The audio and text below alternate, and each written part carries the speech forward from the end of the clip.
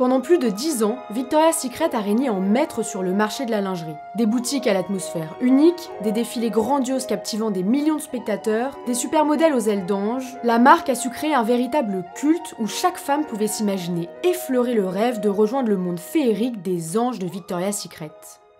Mais derrière les projecteurs et les ailes d'ange, une autre réalité se cachait. Alors entre succès fulgurant, scandales à répétition et une chute aussi vertigineuse que son ascension, comment cet empire de la séduction qui a façonné l'image du sexy pendant tant d'années a-t-il fini par se brûler les ailes? Bienvenue dans l'histoire de Victoria's Secret. Bonjour, j'espère que vous allez bien. Dans cette vidéo, je vais donc vous raconter l'histoire de Victoria's Secret, une marque qui a régné en maître sur l'industrie de la lingerie avant de voir son empire vaciller sous le poids des scandales. Vous allez le voir, cette histoire est le reflet d'une époque révolue et surtout la preuve qu'aucune marque, aussi puissante soit-elle, n'est intouchable. Je vous laisse donc plonger avec moi dans cette histoire, bon visionnage.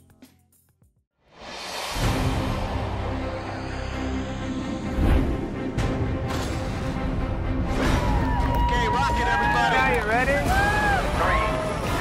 3, 2, 1, showtime.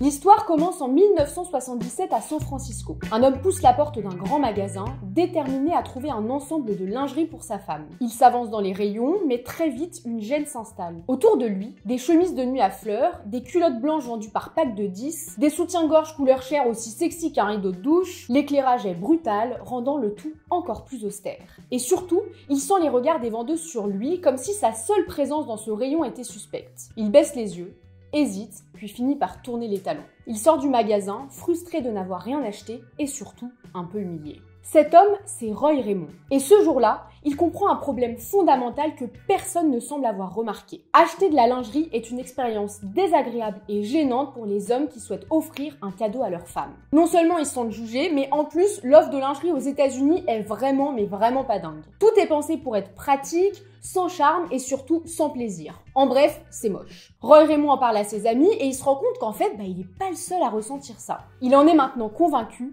Il y a un marché à prendre, il y a quelque chose à créer. Il se lance alors dans la création de son projet avec une idée claire en tête, ouvrir un magasin de lingerie pensé avant tout pour les hommes, où chacun pourrait acheter de la belle lingerie sans se sentir mal à l'aise. Il rassemble alors 80 000 $, la moitié venant de ses économies et l'autre d'un emprunt à sa belle famille, et il ouvre sa première boutique à Palo Alto, en Californie. Pour sa boutique, il lui faut donc un nom qui évoque une forme d'élégance et de mystère.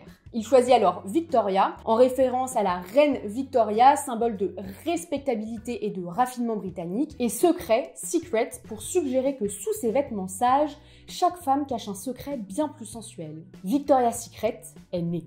Alors à cette époque, on n'est pas du tout sur l'univers qu'on connaît des boutiques de Victoria's Secret, tout rose, tout pimpant. Ici, les murs de la boutique sont sombres, l'éclairage est tamisé. Il y a des rideaux en velours rouge, des motifs victoriens, bref, une ambiance feutrée qui rappelle les salons privés londoniens, les gentlemen's clubs de l'époque. Car rappelez-vous, l'idée est de faire en sorte que l'homme qui pousse la porte se sente en terrain familier. Dès la première année, le concept séduit, le premier magasin génère un chiffre d'affaires de 500 000 $, 3 autres boutiques ouvrent rapidement à San Francisco et Roy Raymond lance un catalogue de vente par correspondance. Lancer un catalogue de vente par correspondance, c'est une idée de génie pour une marque de lingerie à une époque où Internet n'existe pas, puisque ça ouvre aux clients une autre façon d'acheter. En fait, avec ce catalogue, les clients qui sont donc au début principalement des hommes, peuvent choisir les articles et commander ce qu'ils souhaitent en envoyant un bon de commande par courrier ou en appelant. Donc finalement, c'est un peu l'ancêtre de l'achat en ligne. Donc il ne s'agit pas d'un simple catalogue publicitaire, mais bien d'un véritable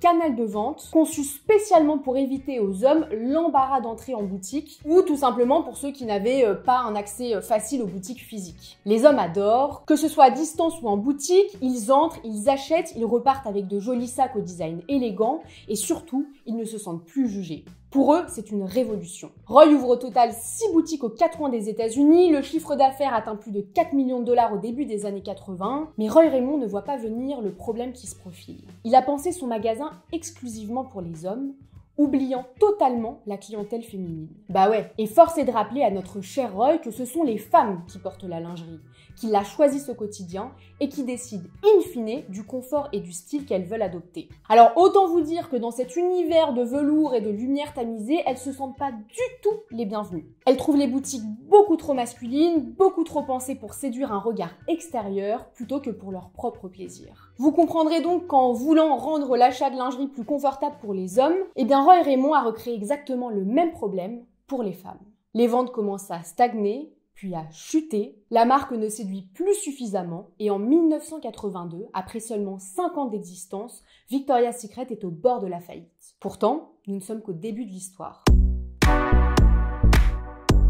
C'est à ce moment-là qu'entre en scène Leslie Wexner. Wexner est un homme d'affaires redoutable. À cette époque, il est déjà un géant du retail américain avec son entreprise The Limited. À l'origine, The Limited, c'est une simple boutique de prêt-à-porter féminin qu'il crée en 1963, mais au fil des années, il transforme cette entreprise en un véritable groupe coté à la bourse de New York, composé de plusieurs marques qu'il rachète petit à petit. Si vous voulez, Wexner, c'est le type d'entrepreneur qui sait repérer le potentiel là où les autres ne voient qu'un échec. En fait, son modèle est simple. S'adapter rapidement aux tendances, produire vite et moins cher et inonder les centres commerciaux américains. Pour vous donner une idée plus précise de l'empire qu'est The Limited, c'est tout simplement le groupe qui rachètera en 1988 Abercrombie & Fitch. On est donc en 1981 et Leslie Wexner tombe par hasard sur un magasin Victoria's Secret. Il observe, il analyse et il comprend que la marque a un potentiel énorme mais qu'il faut tout changer.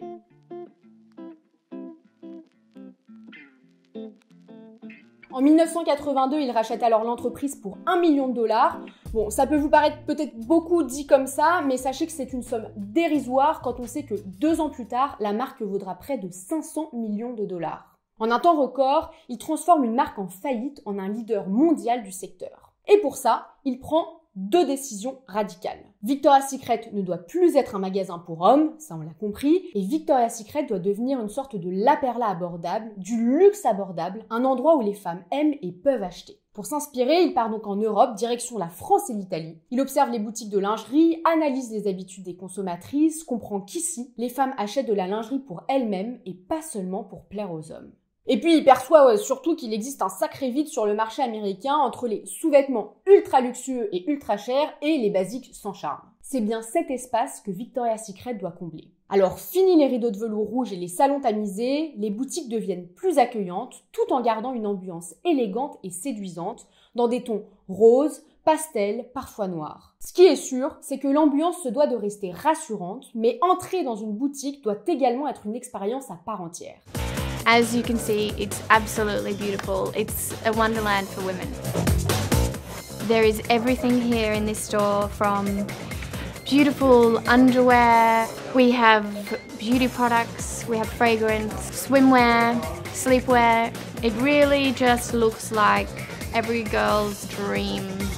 On peut d'ailleurs faire le parallèle avec les magasins Abercrombie & Fitch que Leslie Wexner a lui aussi fait exploser en créant un véritable univers autour des boutiques, avec les mannequins à l'entrée, l'ambiance tamisée aussi, etc. Et pour ce qui est du fameux catalogue, plutôt que de l'abandonner, Wexner décide de le transformer. Les photos ressemblent maintenant plus aux pages d'un magazine comme Vogue qu'à un simple outil de vente, et surtout, le catalogue est désormais un levier marketing puissant qui permet d'asseoir la nouvelle identité de la marque et de séduire les femmes avec une lingerie à la fois sexy et accessible. Le succès est immédiat, les femmes se sentent enfin concernées par Victoria's Secret. Elles entrent dans les boutiques, achètent pour elles-mêmes, prennent plaisir à choisir leur lingerie. Les ventes explosent. En 1990, Victoria's Secret devient la plus grande marque de lingerie des États-Unis. 350 magasins sont maintenant implantés à travers tout le pays et la marque dépasse le $1 milliard de chiffre d'affaires. Mais malheureusement, pendant que Victoria's Secret devient un empire, notre bon vieux Roy Raymond tente de rebondir. Il se lance dans un projet de vêtements de luxe pour enfants, mais ça marche pas tellement, sa nouvelle entreprise fait faillite, il se retrouve ruiné, il divorce, autant vous dire qu'il est pas au top. Et en 1993, il mettra fin à ses jours en sautant du Golden Gate Bridge de San Francisco. C'est assez terrible de se dire qu'il est à l'origine d'un mastodonte du retail, mais qu'il n'a pas réussi à faire en sorte que ce soit lui qui puisse en récolter les fruits. It's a secret. A secret history of a time to come. The free explosion.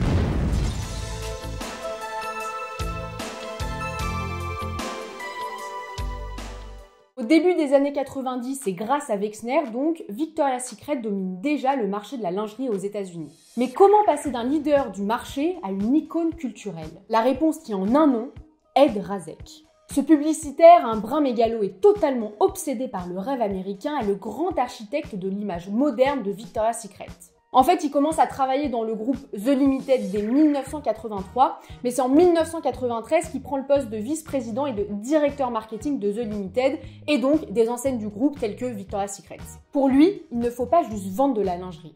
Il faut vendre un rêve, une sorte de fantasme collectif que Victoria's Secret doit incarner, au-delà des sous-vêtements, au-delà des produits. Mais comment insuffler ce fantasme collectif aux consommatrices? En transformant la marque en un spectacle médiatique. We filled a niche that women really love Victoria's Secret. They love the whole lifestyle. They enter a fantasy world. So we're bringing everything to life so they can actually see that Victoria's Secret has a fall fashion collection. Dès 1995, Victoria's Secret passe un cap monumental en organisant le tout premier Victoria's Secret Fashion Show au Plaza Hotel de New York. Plutôt que d'en faire un événement privé, Razek veut en faire un show ultra médiatisé, pensé comme un divertissement à part entière. Alors on est encore à une première version du Victoria's Secret Fashion Show, il reste relativement modeste, il n'y a pas toutes les ailes, etc. Mais le concept fonctionne. What a phenomenon Victoria's Secret is and how this catalog's become the thing that either every man is dying to see on his coffee table or every woman sort of aspires to, look that way or be sort of a Victoria's Secret woman. And I think it'll be really interesting tonight to see the actual catalog come to life. I mean, most of the girls who are in the catalog are in the show.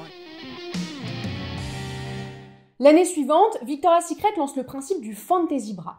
Le Fantasy Bra, c'est un soutien-gorge d'exception orné de diamants et de pierres précieuses. C'est une œuvre d'art conçue chaque année pour être présentée au Fashion Show. Le premier est porté par Claudia Schiffer, il vaut $1 million et s'appelle The $1 Million Miracle Bra. Mais ne vous méprenez pas, même s'il coûte $1 million, ça restera le Fantasy Bra le moins cher qu'ils créeront au fil des 20 années qui suivront.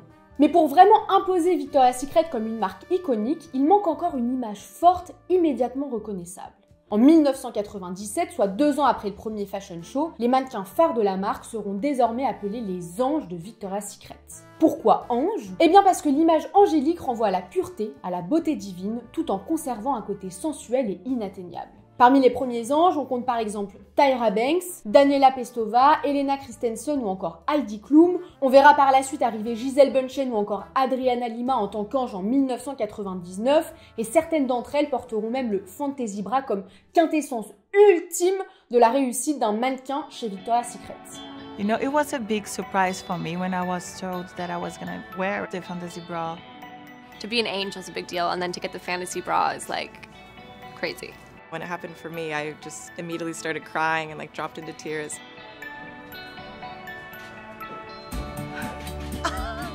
You're wearing the Fantasy Bra this year. The Fantasy Bra is the most special piece in the runway. Yeah, when I stepped on the runway, my #1 thought was don't cry because it was such a special moment to me. And us, the models, everyone, we all want to wear it, It's the highlight of the show. You just feel so appreciative and thankful, and it really solidifies your journey as an angel. It's amazing. Enjoy the moment. You deserve it. You worked so hard for this. I would just say to go out there and get it because it's your time to shine. D'un autre côté, on peut aussi voir les supermodèles de l'époque défiler pour Victoria's Secret, mais sans pour autant prétendre au titre d'ange. Alors, c'est pas parce qu'elles sont pas assez bien en tant que mannequins ou quoi, puisqu'on parle quand même de figures comme Naomi Campbell ou Claudia Schiffer, mais c'est surtout parce qu'à cette époque, être un ange Victoria's Secret, ça repose sur un contrat à plus ou moins long terme avec la marque, où les mannequins doivent représenter Victoria's Secret à l'année au-delà des fashion shows. Donc ça va être posé pour des campagnes diverses et variées. Donc c'est vrai que pour des mannequins qui sont déjà au top de leur carrière et surtout qui travaillent régulièrement avec des maisons de luxe, etc., il n'y a peut-être pas grand intérêt, ni pour les mannequins du coup, ni pour la marque, à avoir un contrat comme celui-ci. En tout cas au début du concept des anges, parce qu'après ce sera un peu moins segmenté dans ce sens-là. On verra même par la suite d'autres grandes figures du mannequinat comme Gigi ou Bella Hadid ou encore Kendall Jenner qui seront considérés comme des anges d'une manière ou d'une autre, mais sans avoir un contrat d'exclusivité à l'année. Quoi qu'il en soit, dès la première apparition des anges, elles deviennent des stars. Les clientes ne veulent plus seulement acheter des sous-vêtements Victoria's Secret, elles veulent être comme les anges. Elles veulent leur silhouette, elles veulent leur confiance en elles veulent leur vie de rêve. Le pari est réussi, Victoria's Secret ne vend plus de la lingerie, elle vend un fantasme de perfection. It's the sexiest night on television, the Victoria's Secret Fashion Show, featuring Ellie Goulding, Selena Gomez, and The Weeknd. The Victoria's Secret Fashion Show, Tuesday, December 8th at 10/9 Central, only on CBS. Pendant ce temps-là, les fashion shows continuent d'évoluer. En 1999, le défilé est diffusé pour la première fois sur Internet et en simultané sur les écrans de Times Square à New York. En 2001, il est carrément diffusé à la télé. Bref, pendant les années 2000 puis 2010, des millions de téléspectateurs regardent le show. The sexiest show, it's the most fun. There's nothing else like it. If you miss it, you miss out. There is amazing performance here today. The whole world is going to be watching us, so it's quite exciting. I love it. Models are dressed, the wings are on, it's showtime.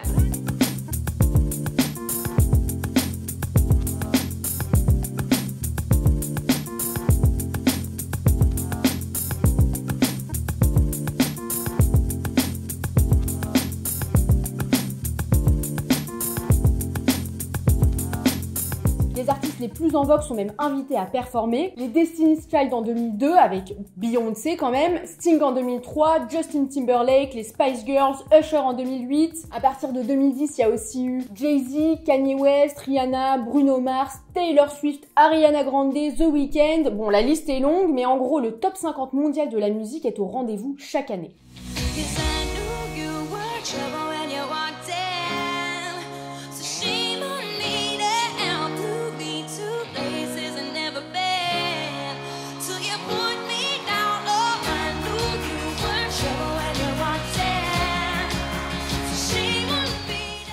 C'est aussi la montée en puissance des poses signatures des mannequins avec ce moment précis où, au bout du podium, chaque modèle se tourne, regarde l'objectif et enchaîne le fameux demi-tour, la fameuse Victoria Pose. Un geste qui, comme la démarche, devient une marque de fabrique. Vous l'avez compris, Victoria's Secret cartonne de plus en plus, mais c'est vrai que la marque reste fortement associée à une image sexy, plutôt destinée à une clientèle adulte. Alors pour capter un public plus jeune, ils ont encore une fois une idée de génie. En 2004, la marque lance Pink, une ligne exclusivement dédiée aux adolescentes et aux jeunes adultes. Comme son nom l'indique, c'est du rose, du fun, du flashy, du mignon. Bon, c'est très américain, hein, on est d'accord. Les designs, c'est pas forcément trop mon délire, mais en fait, ce que je pense, on s'en fout un peu parce que devinez quoi, ça marche. En ciblant les filles de 15 à 22 ans avec un positionnement malin entre lingerie et vêtements décontractés, Pink connaît un véritable carton. En quelques années, la ligne représente une part énorme des revenus de Victoria's Secret et Pink prend même une place importante au Victoria's Secret Fashion Show en s'invitant aux côtés de la ligne principale et des anges. Quoi qu'il en soit, nous on est toujours dans les années 2000 et déjà à ce stade, le Victoria's Secret Fashion Show n'est plus seulement un défilé, c'est un phénomène culturel, mais aussi le Graal absolu pour toute mannequin. C'est la promesse en fait d'avoir une carrière légendaire et de s'imposer comme une star internationale. En 2005, la française Morgane Dublette, qui défile donc pour Victoria's Secret, s'entend dire par son agent que refuser Victoria's Secret, ce serait comme dire non à Chanel ou Dior. Donc on est quand même arrivé à un niveau de notoriété où Victoria's Secret, qui, je le rappelle, n'est pas une marque de luxe, est comparée aux plus grandes maisons françaises. Mais comment devient-on un ange Victoria's Secret ? Eh ben c'est tout simplement l'un des castings les plus exigeants du monde. Il faut faire minimum 1m75, avoir un IMG, indice de masse graisseuse inférieur à 18%, une silhouette très mince mais tonique et musclée, il faut aussi une démarche impeccable, évidemment un certain charisme, il faut aussi être déjà signé dans une grande agence de mannequins, et puis surtout il faut être choisi par Ed Razek et les directeurs de casting, puisque des femmes qui rentrent dans ces cases, finalement il y en a quand même pas mal, mais des mannequins qui arrivent à défiler pour la marque, il y en a très peu. Go back and establish your walk and then just come to us because you came running out and you didn't give yourself a chance. So, relax. Yeah, sure. We have such a rigorous elimination process. You have to tick all the boxes with no compromises. I've got a question for you. Sure. Would you like to do the show this year? Are you serious? Yes, I'm totally serious. Say yes! Quoi qu'il en soit, être un ange, même après avoir signé avec Victoria's Secret, ça se travaille.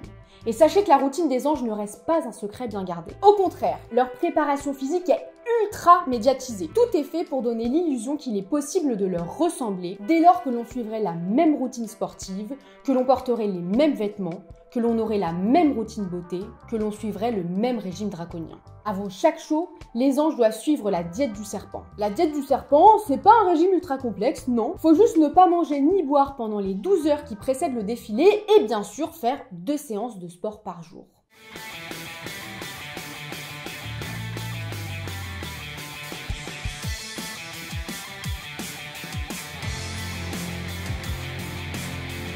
Hi, I'm Alessandra. Today we're going to show you how to train like an angel. Sur les réseaux sociaux, les anges partagent leur quotidien et les vidéos Train Like an Angel cumulent des millions de vues. Train Like an Angel, entraîne-toi comme un ange. Le message est clair, si vous voulez ressembler à un ange, suivez notre mode de vie.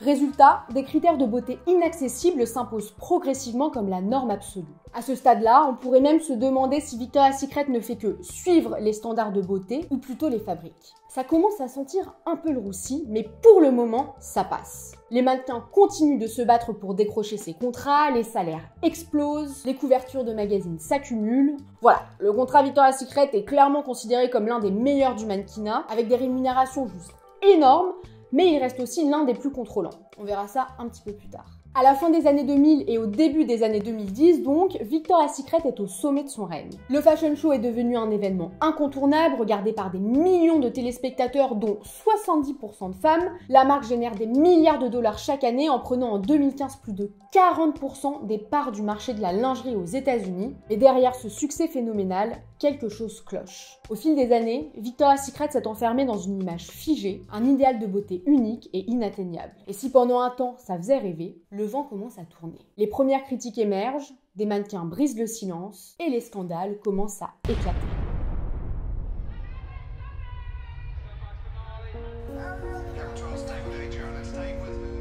Forget what they say. You're not born into a 20-year modeling career.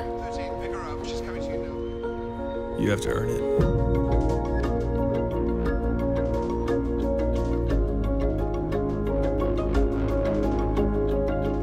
I want to look back and say, you did everything. You know you did. Si les mannequins s'affichent avec le sourire pendant leur routine sportive et leurs séances d'entraînement ultra médiatisées, la réalité est un peu moins cool. En fait, pendant des années, les mannequins étaient comparés à des athlètes qui se préparaient pour une compétition, donc d'une manière ou d'une autre, les régimes drastiques et les routines sportives hyper intenses et tout étaient acceptés, quoi. Sauf que les perceptions commencent à changer et on prend peu à peu conscience que les régimes ultra stricts qui leur sont imposés peuvent aussi être dangereux. L'ancien ange Erin Heatherton raconte que dans les années 2010, la famille des anges fonctionne comme une véritable machine à pression, où les mannequins sont soumises à des exigences de plus en plus extrêmes. Elles sont tellement poussées à perdre continuellement du poids qu'Erin Heatherton va jusqu'à prendre des traitements hormonaux pour maigrir avant de voir son contrat non renouvelé. Donc, pas dingue. Quant à la mannequin Morgane Dubled, elle se souvient de son expérience avec Victoria's Secret comme d'un véritable plongeon dans l'inconnu. À seulement 21 ans, elle s'envole pour New York afin de participer à son premier défilé pour la marque. 3 jours d'essayage, de retouches et de répétitions plus tard, elle découvre l'ampleur du spectacle.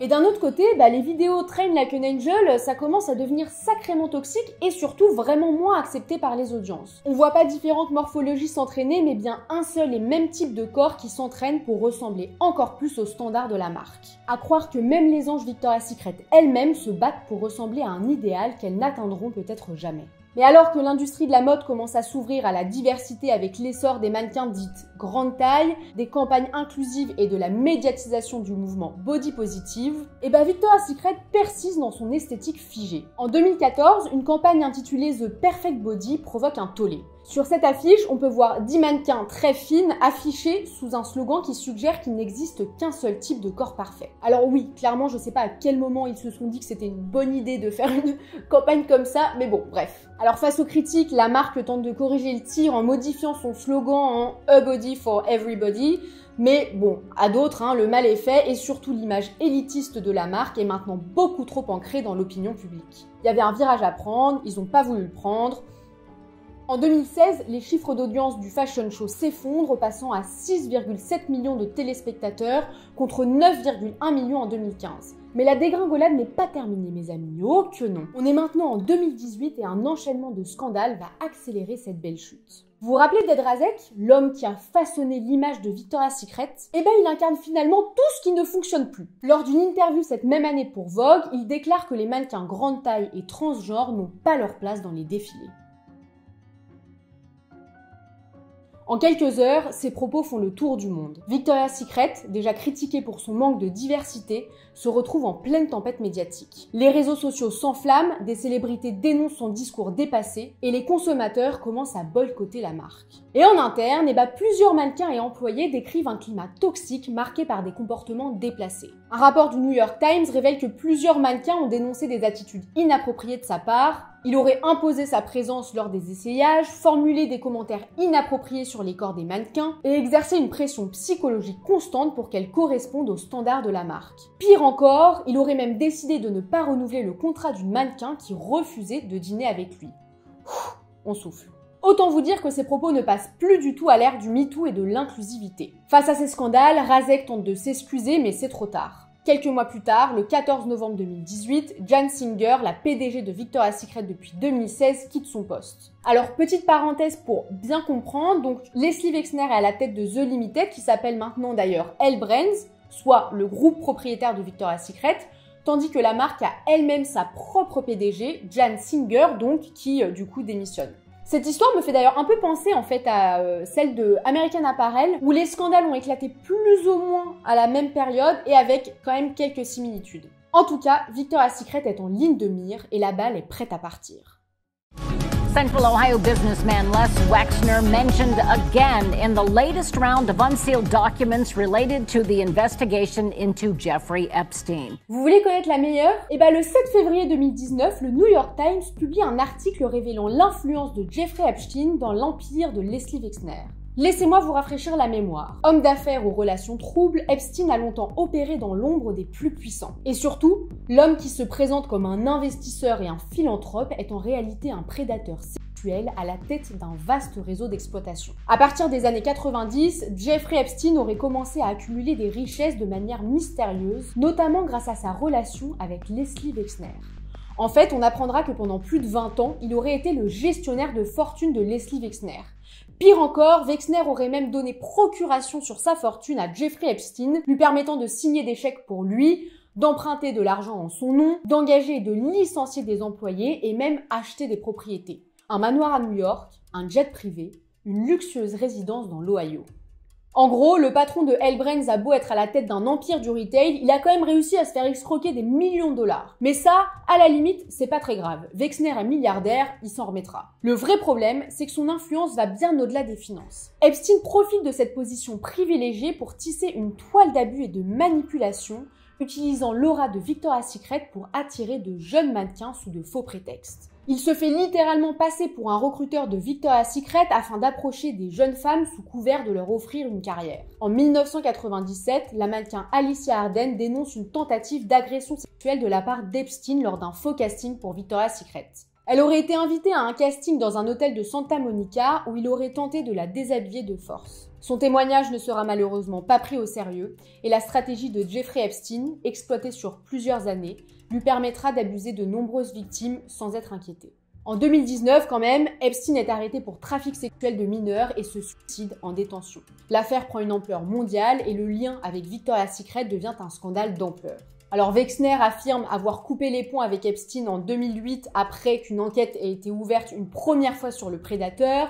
Il tente également de se distancier d'Epstein en déclarant qu'il a été manipulé, mais les preuves s'accumulent. On apprend qu'Epstein possédait un manoir acheté via une société liée à Victoria's Secret, qu'il avait donc, comme on l'a dit, procuration sur les finances de Wexner, que certains des crimes auraient été commis dans les propriétés de Leslie Wexner, et le fait qu'il utilisait l'image de Victoria's Secret pour piéger ses victimes se confirme. L'impact sur la marque est désastreux. Victoria's Secret, déjà en perte de vitesse, voit son image définitivement ternie par cette affaire. En août 2019, alors que la marque est en pleine tempête médiatique et que le fashion show perd de plus en plus d'audience, Ed Razek est contraint de démissionner, symbolisant la fin d'une époque pour Victoria's Secret.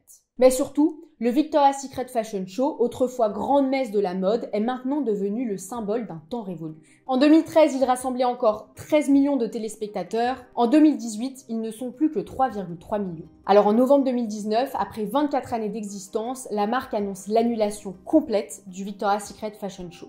Officiellement, il s'agit d'un besoin de renouvellement. Officieusement, la marque sait qu'elle n'attire plus et que son défilé ne correspond plus aux attentes du public. Et puis au niveau des ventes, on est aussi sur une belle dégringolade. Le chiffre d'affaires passe de 8,1 milliards de dollars en 2018 à 7,5 milliards en 2019, puis 5,4 milliards en 2020. Alors, ça reste des montants énormes, bien sûr. Et pour ce qui est de la baisse en 2020, on peut aussi mettre ça sur le dos du Covid, mais ça n'a, dans tous les cas, pas empêché les actions de chuter de 78% entre 2021 et 2023. Quant à la rentabilité, eh bien la marque a observé une chute de 45% de ses profits opérationnels en 2019, puis carrément des pertes en 2020.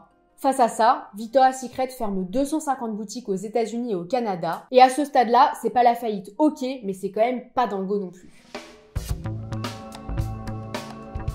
Alors on a surtout parlé des raisons plutôt internes à Victoria's Secret, en tout cas en lien direct avec la marque qui ont participé à son déclin. Mais il y a aussi eu, on l'a déjà évoqué, une évolution des attentes des consommateurs avec de nouveaux acteurs qui sont venus prendre les parts du marché que Victoria's Secret ne comblait plus. On va donc faire un léger retour en arrière pour zoomer un peu sur la concurrence et ces attentes-là justement des consommatrices. Dès 2014, American Eagle et sa filiale Aerie font un pari audacieux. Proposer des soutiens-gorge sans armature et sans rembourrage, des tailles plus inclusives et surtout refuser toute retouche Photoshop dans leur campagne. La campagne Aerie Reel devient virale et marque un premier tournant dans l'industrie. Autre gros coup de canon pour Victoria's Secret, en 2015, la marque Lane Bryant sort la campagne I'm No Angel. Là, c'est une attaque directe, une campagne délibérément provocatrice qui met en scène des mannequins dites grande taille, dont Ashley Graham, sous une signature qui répond directement aux standards imposés par Victoria's Secret. C'est un véritable pied de nez, je dirais même un pied-bouche aux anges, une façon d'affirmer que la beauté n'est pas qu'une question de minceur et de proportions dites parfaites. Puis,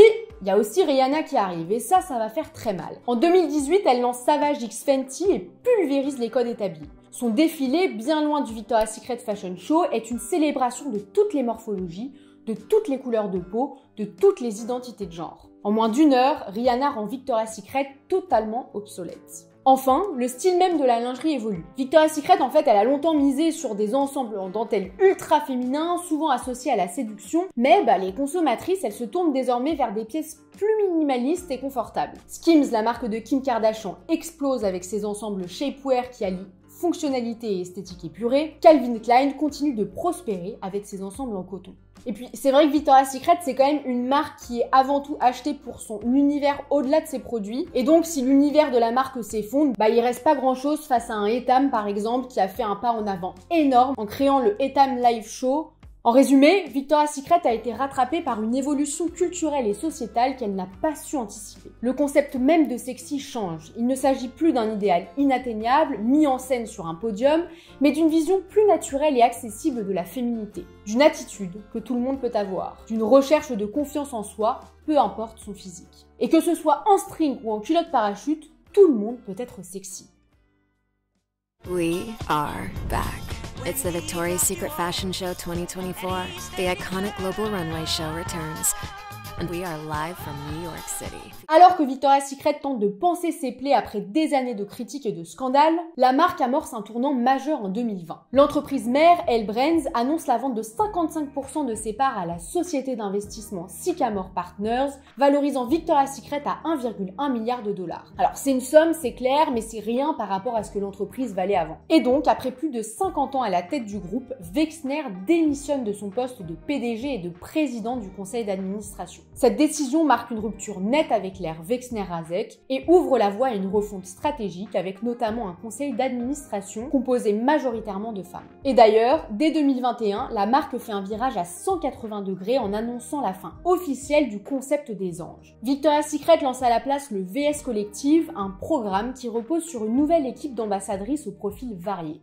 En 2022, la marque intègre également au programme la première mannequin atteinte de trisomie 21, Sophia Giraud. Donc oui, cette tentative de réorientation de la marque vers plus d'inclusivité est une belle tentative, sauf que le concept n'a pas été tellement développé par la suite. L'idée, c'était aussi de collaborer avec les égéries pour créer des collections de produits révolutionnaires, en tout cas apparemment c'est ce qu'ils disent, mais ça a débouché que sur une seule ligne de produits avec Naomi Osaka, et la marque communique en tout cas plus sur le VS Collective depuis un certain temps. Donc, soit c'est parce que le concept a pas généré l'effet escompté et n'a pas tellement boosté les ventes, donc Victoria's Secret a décidé de pas plus le développer en proposant d'autres campagnes autour autour de ça, soit c'est parce que c'était juste une campagne one-shot, une opération de communication plutôt qu'un réel changement structurel. Soit un peu des deux. Pareil pour une nouvelle marque que Victoria's Secret a essayé de lancer au même titre que Pink avec Happy Nation, qui cette fois était plutôt destinée à des préadolescents avec des produits sans distinction de sexe, mais là encore, un flop. Donc je peux vous dire que l'entreprise, elle s'arrête pas de ramer. Elle rame, elle rame, elle rame. En tout cas, ce qui est sûr, c'est que ce changement d'orientation s'avère être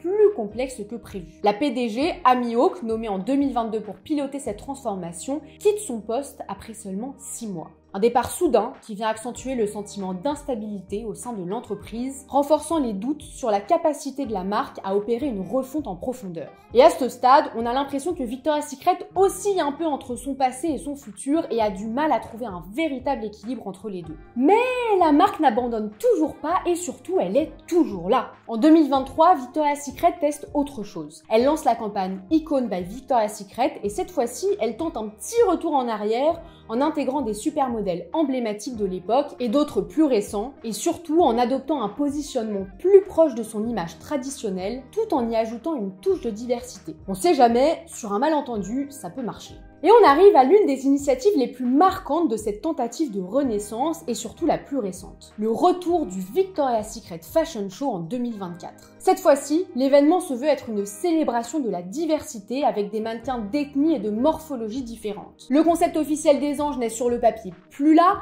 mais les ailes iconiques font quand même leur retour sur le catwalk. Alors oui, l'inclusivité est présentée comme le mot d'ordre de cette nouvelle version du défilé, mais l'accueil du public reste mitigé et il voit cette refonte du show comme une diversité de façades qui masque pas le fait que le standard de beauté reste inchangé. En parallèle, Victoria's Secret s'engage dans des initiatives sociales pour redorer son image, mais encore une fois, pas sûr que ces engagements suffiront à changer la perception du public. Aujourd'hui, Victoria's Secret conserve une base de clientes fidèles. Mais dans un marché fragmenté où les nouvelles générations sont plus exigeantes en matière d'inclusivité et de responsabilité sociale, elle devra prouver que son changement est sincère et durable. La marque continue néanmoins de tester des choses, de tenter de se réinventer encore et toujours. Je trouve que les designs sont aujourd'hui quand même plus proches des attentes des consommatrices et se calquent mieux sur ce qui fonctionne tout simplement aujourd'hui. On peut aussi voir sur les réseaux sociaux que Victoria's Secret collabore avec des icônes pop d'aujourd'hui. Bon, il y a malgré tout certains aspects intéressants, des signaux faibles qui peuvent nous faire penser qu'il reste encore un coup à jouer pour Victoria's Secret. Mais quoi qu'il en soit, son avenir dépendra de sa capacité à équilibrer héritage et modernité, à évoluer avec les attentes de la société actuelle, tout en préservant l'essence même de ce qui a fait son succès,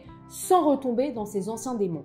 À ce jour, la marque semble toujours naviguer entre deux époques sans parvenir à totalement convaincre. Alors l'ange parviendra-t-il à renaître de ses cendres ou sombrera-t-il en enfer? Seul le temps nous le dira.